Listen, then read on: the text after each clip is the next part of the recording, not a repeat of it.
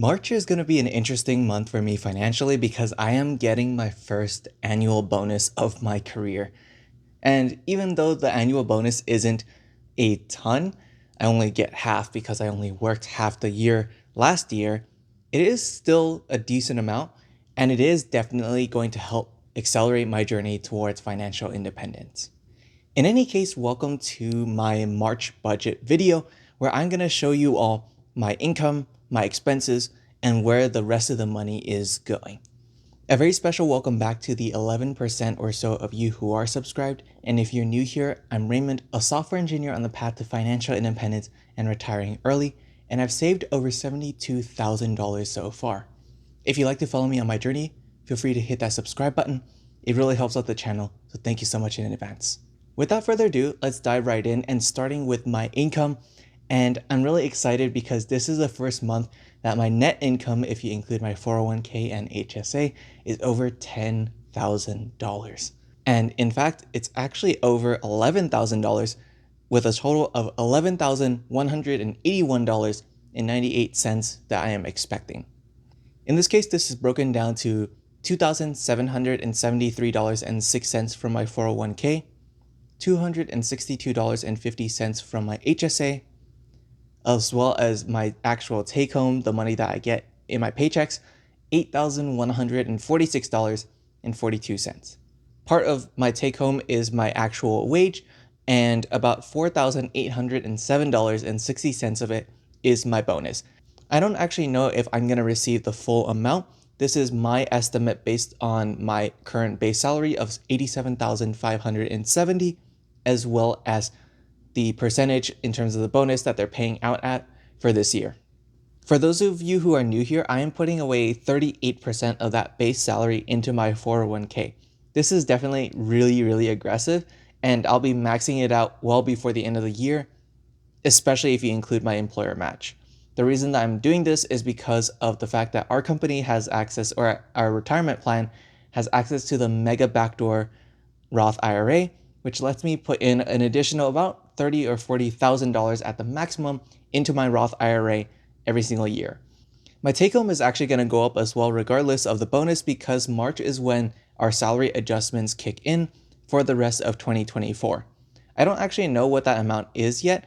I'm estimating between 3 to 5%, but I won't know until I speak to my manager sometime during this following week. With that being said, let's move on to my expenses, and in this case, I expect to spend $2,420.17 excluding some of my debt payments for the month of March. Breaking that down, I pay $1,700.17 in rent and utilities and everything else that comes with renting, $70 for transit. This is actually up $10 from last month, and this is just to account for sometimes when the months have additional weekdays, Tuesday through Thursdays when I have to be in the office in that particular month, just to give myself a little bit more of a buffer room. Groceries, I expect to spend $400 on food and other necessities. I don't think I've ever really exceeded this budget, maybe once or twice, but $400 a month from what I've experienced is plenty for one person living on their own in the city that I am in. Finally, I still have my debt payments, which is going to be $177.07. I'm not counting this as part of my total expenses for reasons that I'll go into in a little bit. This includes my student loan payments as well as my medical debt, which unfortunately I do still have for another 2 years or so. Moving on to my discretionary expenses, I set aside $50 every single month to eat out. This is on the lower end, but I've been able to enjoy myself in the meals I've had with friends and things like that, and stayed relatively under budget most of the time. And finally, for miscellaneous spending, for anything really that I want to spend on, anything that I want, I set aside about $200 every single month on discretionary miscellaneous expenses. Before I jump into where the money is going after I've spent part of it, if you've been enjoying this video so far, feel free to hit that like button. Again, it really helps out the channel, so thank you so much. So finally, let's move on to where that money is going. And in total, $708.40 is going to a couple of different funds that I have planned.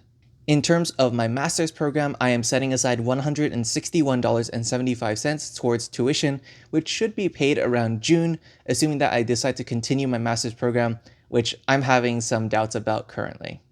Next, we have my student loan payments for April, as well as my medical debt payment for April, which is going to be $19 and $158.07 respectively. This is where I don't count my March debt payments as part of my budget part comes in, because I actually allocate that money for that month the month before. So I'm actually technically spending the money now in order to pay for it in March. For travel, I set aside $250 a month. This is good for 1 or 2 trips every single year besides my visits sometimes back home. And based on our company's vacation times, this is more than plenty. Finally, I set aside $119.58 for my credit card annual fees when they come up. If you've been following me for some time and you saw my February budget video, you'll know that I set aside $695 for my American Express Platinum card payment. That annual fee hasn't actually hit the card yet so far towards the end of February when I'm recording this, but I expect it to hit sometime soon, so I'm still keeping that in mind. Finally, we get to a kind of secret category, and that is investing the difference. In this case, this is really money that I haven't spent or put aside for any other use, and I just invest the rest of it. For the month of March, this is a little bit more. In this case, I'm expecting to be investing about $5,017.85 towards either my Roth IRA or regular brokerage account investments.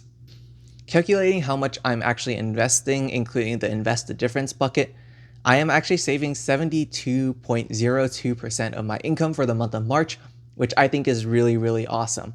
I usually hover between 50 and 60% of my income that I save for investments and to achieve financial independence and retire early. And so this is really exciting to see another interesting bump in my journey towards financial independence and retiring early with so much money coming in during March.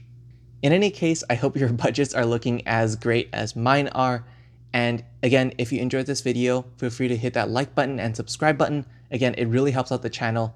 So thank you so much, and I'll see you all in the next video.